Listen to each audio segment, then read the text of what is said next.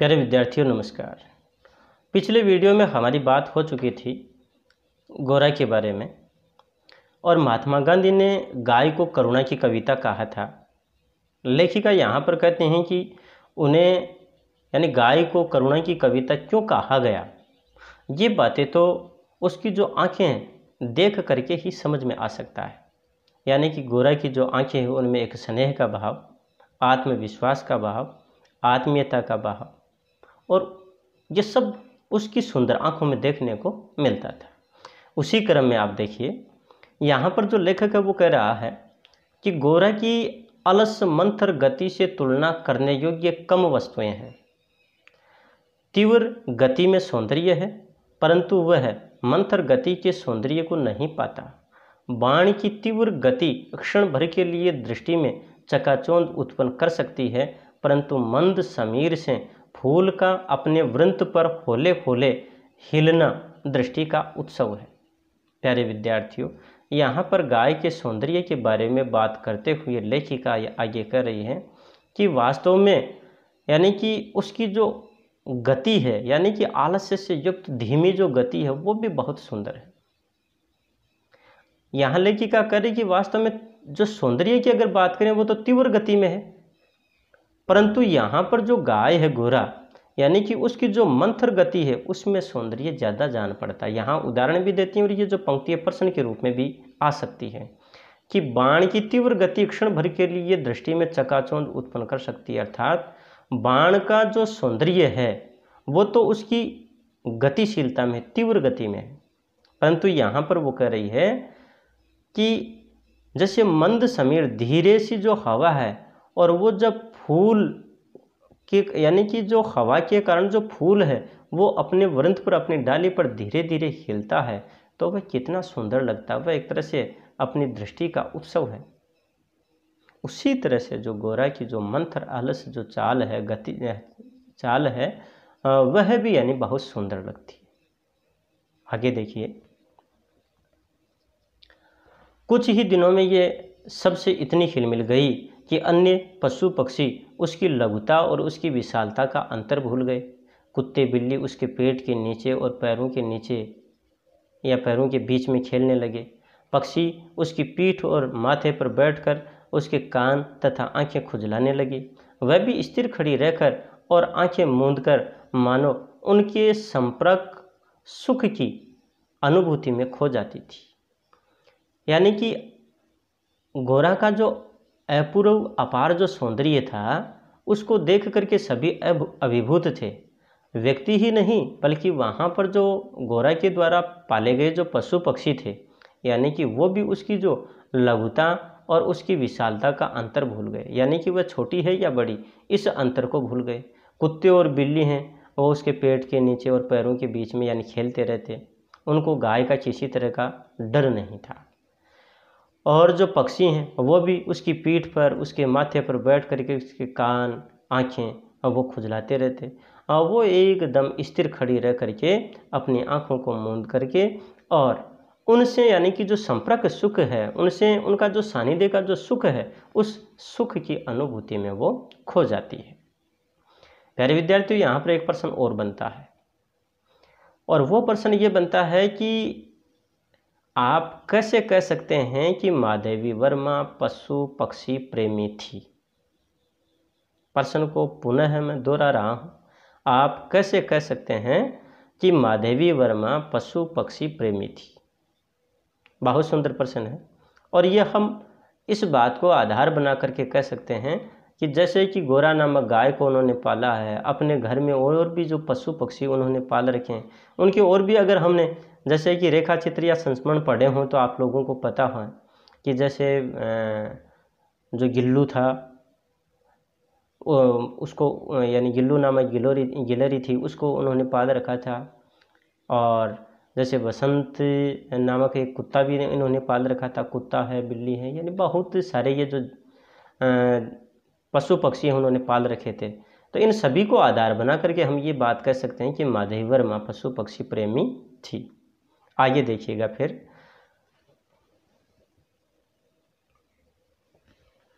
हम सबको वह आवाज़ से नहीं पैर की आहट से पहचानने लगी।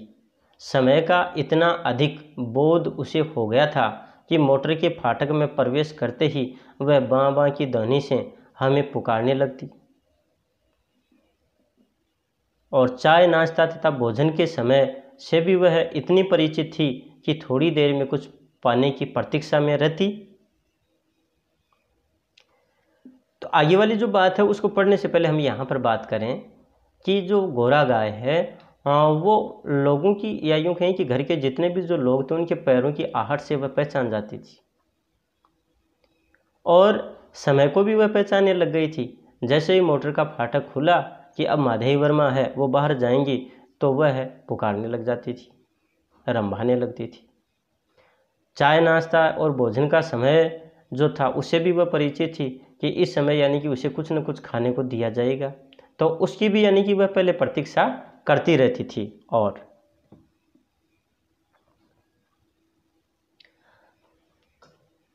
प्रतीक्षा करने के उपरांत रंभा रंभा कर सिर घर पर उठा लेती, अर्थात वह पहले तो इंतज़ार करती कि अब चाय नाश्ते का यानी कि टाइम हो गया या समय हो गया, अब उसे कुछ खाने को दिया जाएगा। और अगर फिर कोई नहीं आते या नहीं देते तो फिर वह ज़ोर ज़ोर से बोलने लगती जैसे कि उन्हें पुकार रही हो। उसी क्रम में आगे वाला देखिए पैराग्राफ, उसका हमसे साहचर्य जनित लगाव मानिए स्नेह के समान ही निकटता चाहता था। निकट जाने पर वह सहलाने के लिए गर्दन बढ़ा देती, हाथ फेरने पर अपना मुख आश्वस्त भाव से कंधे पर रखकर आंखें मूंद लेती। जब उससे दूर जाने लगते तब गर्दन घुमा घुमा कर देखती रहती। आवश्यकता के लिए तो उसके पास एक ही ध्वनि थी, परंतु उल्लास, दुख, उदासीनता, आकुलता आदि की अनेक छाया छवियाँ उसकी बड़ी और काली आंखों में तैरा करती थी।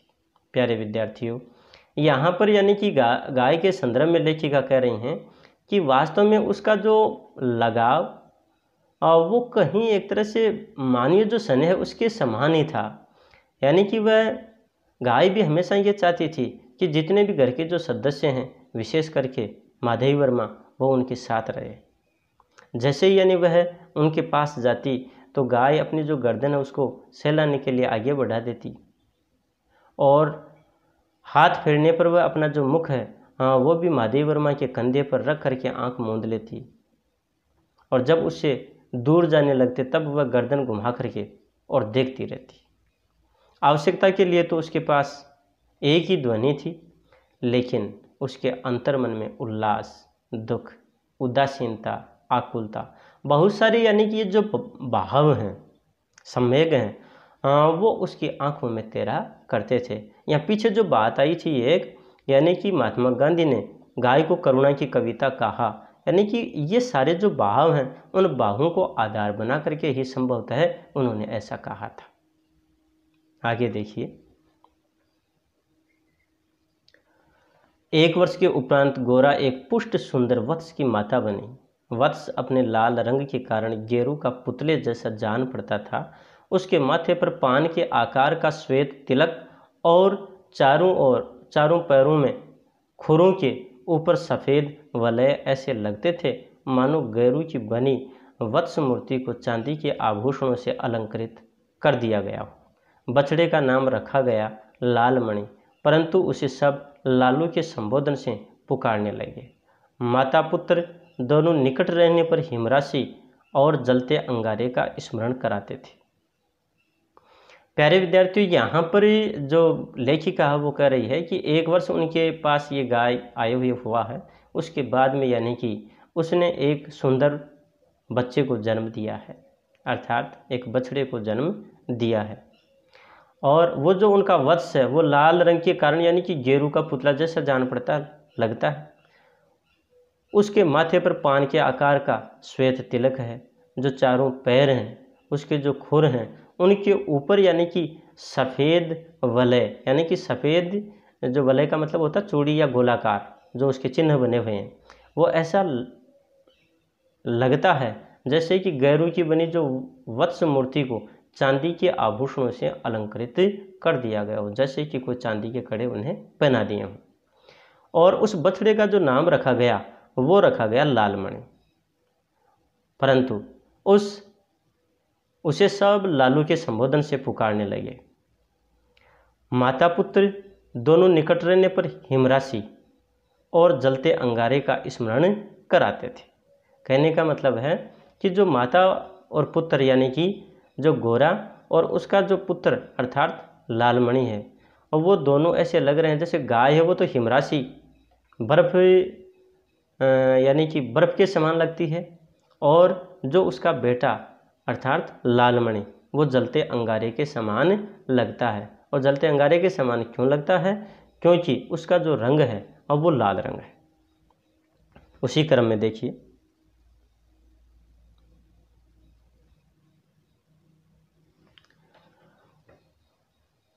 अब हमारे घर में मानो दुग्ध महोत्सव आरंभ हुआ।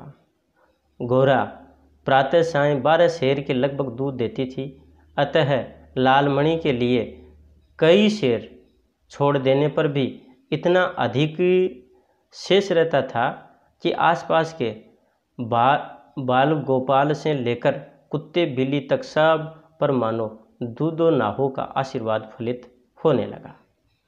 प्यारे विद्यार्थियों, यहाँ पर यानी कि लेखिका कह रही है और ये प्रश्न भी बनता है यहाँ पर कि अब हमारे घर में मानो दुग्ध महोत्सव आरंभ हुआ।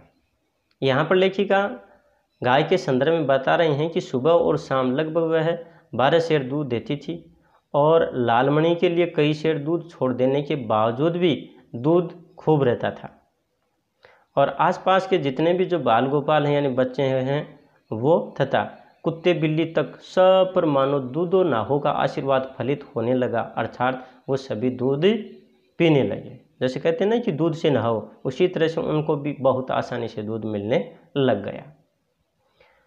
उसी क्रम में आगे बात करें,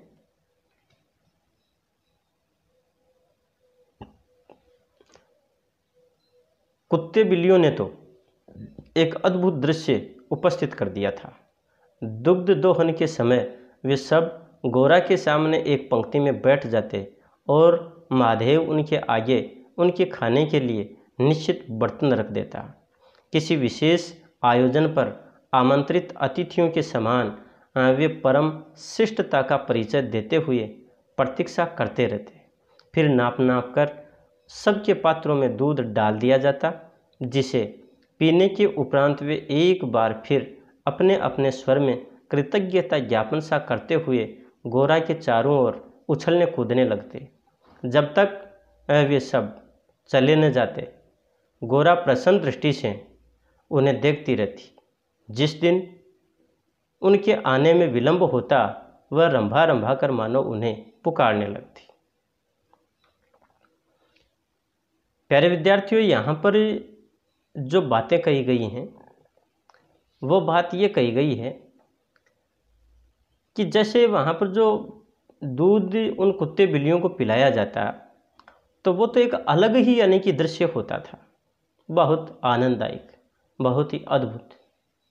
और वो जो भी कुत्ते बिल्ली वहाँ पर थे वो दूध दोहते समय एक पंक्ति यानी कि गोरा के सामने, उस गाय के सामने एक पंक्ति के रूप में बैठ जाते, और उनके घर का जो व्यक्ति है महादेव, वो उन्हें एक निश्चित बर्तन रख देता था, और वो उसी तरह का यानी कि दृश्य लगता था जैसे कि किसी विशेष आयोजन में अतिथियों को आमंत्रित किया गया है, और वो एक तरह से अपनी परमशिष्टता का परिचय देते हुए वो प्रतीक्षा जैसे कि करते रहते हैं। उसी तरह की स्थिति वहाँ देखने को मिलती है। फिर उन सभी पात्रों में या बर्तनों में नाप नाप कर सबके पात्रों में दूध डाल दिया जाता, और उसको पीने के बाद में वे जैसे कि अपने स्वर में गाय के प्रति अपनी जो कृतज्ञता है उसको प्रकट कर रहे हैं, तो गाय उसी रूप में या उसी के लिए वो गाय के चारों ओर उछलने कूदने लगते थे। और जब तक वो सारे चले नहीं जाते तब तक जो गोरा है वो उन्हें बहुत ही प्रसन्न दृष्टि से उन्हें देखती रहती थी। और जिस दिन उनके आने में विलंब होता, मान लीजिए कभी वो कुत्ते बिल्ली यानी कि दूध पीने के लिए जो भी वहाँ पर दूध पीते थे वो अगर नहीं आते थे तो गाय रंभाने लगती, और उस समय ऐसा लगता जैसे कि आज वह उन्हें दूध पीने के लिए पुकार रही है। आगे देखिए, पर अब दुग्ध दोहन की समस्या कोई समाधान चाहती थी। नौकरों में नागरिक तो दूहना जानते ही नहीं थे, और जो गांव से आए थे वे अनभ्यास के कारण ये कार्य इतना भूल चुके थे कि घंटों लगा देते थे।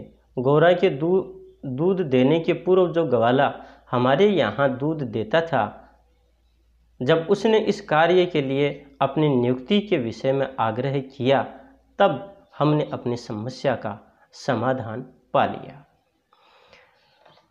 प्यारे विद्यार्थियों, यहाँ पर यानी कि महादेव वर्मा के सामने एक बड़ी समस्या ये भी आ गई थी कि अब गाय का दूध कौन दूहे। उनके जो नौकर थे वो जानते नहीं थे, गांव से आए हुए जो व्यक्ति थे उनको भी अभ्यास नहीं था इतना, यानी कि पहले उन्होंने कभी ऐसा किया होगा लेकिन लगातार अभ्यास न होने के कारण वो भी भूल चुके थे, और दूध दूहने में बहुत ज़्यादा टाइम लगता था। और गोरा जो है, हाँ, यानी कि गोरा से पहले दूध देने के लिए जो वहाँ गवाला आता था, जो महादेव वर्मा को दूध दिया करता था, यानी कि इनको दूध उपलब्ध करवाया करता था, यानी कि उसने उस गाय से दूध दूहने का जब आग्रह किया या नियुक्ति देने की बात कही, तो यानी इनकी समस्या का समाधान हो गया और उन्हें बहुत अच्छा लगा। उसी क्रम में देखिएगा, 2-3 मास के उपरांत गोरा ने दाना चारा खाना बहुत कम कर दिया और वह उत्तरोत्तर दुर्बल और शिथिल रहने लगी। चिंतित होकर मैंने पशु चिकित्सकों को बुलाया, उन्हें दिखाया। वे कई दिनों तक अनेक प्रकार के निरीक्षण, एक्सरे आदि द्वारा रोग का निदान खोजते रहे। अंत में उन्होंने निर्णय दिया कि गाय को सुई खिला दी गई है जो उसके रक्त संचार के साथ हृदय तक पहुंच गई है। अब सुई गाय के हृदय के पार हो जाएगी, तब रक्त संचार रुकने से उसकी मृत्यु निश्चित है। यहाँ पर प्यारे विद्यार्थियों, लेखिका आगे कह रहे हैं कि गाय का दूध दूहने की जो समस्या थी वो तो उस गवाले ने यानी कि जब हामी भरी तो वो समस्या का समाधान हो गया। आगे चल कर के 2-3 महीने तक तो यानी कि ठीक था मामला, लेकिन 2-3 महीने के बाद में तो जो गाय है उसने जैसे चारा वगैरह ये खाना कम कर दिया, धीरे धीरे वह कमज़ोर भी होने लग गई, शिथिल भी पड़ गई। लेखिका उन्होंने यानी कि जो पशु चिकित्सक हैं उनको बुलाया, दिखाया, दवा दारू दी। उन डॉक्टरों ने भी, चिकित्सकों ने भी उसका निरीक्षण किया, एक्सरे किया, उसके रोग का निदान करने का प्रयास करते रहे, और फिर अंत में उन्होंने यानी कि एक विशेष निर्णय दिया और उन्होंने बताया कि गाय को सुई खिलाई गई है और अब ये जो सुई है वो उनके रक्त संचार के साथ उनके हृदय तक पहुंच गई, और अब जो ये सुई है वो गाय के हृदय के पार हो जाएगी, और जैसे ही पार हो जाएगी रक्त संचार रुक जाएगा और उसकी मृत्यु निश्चित है। ये बात यानी कि उन्होंने कही, जो कि महादेव वर्मा के लिए एक तरह से ये बहुत ही पीड़ादायक बात थी। प्यारे विद्यार्थियों, आज हम इस अंक में, इस वीडियो में हम इतना ही अध्ययन करेंगे, और जो शेष इसका भाग है वो आगे वाले वीडियो में हम प्रस्तुत करेंगे, उसमें हम पढ़ेंगे। तब तक के लिए नमस्कार, धन्यवाद।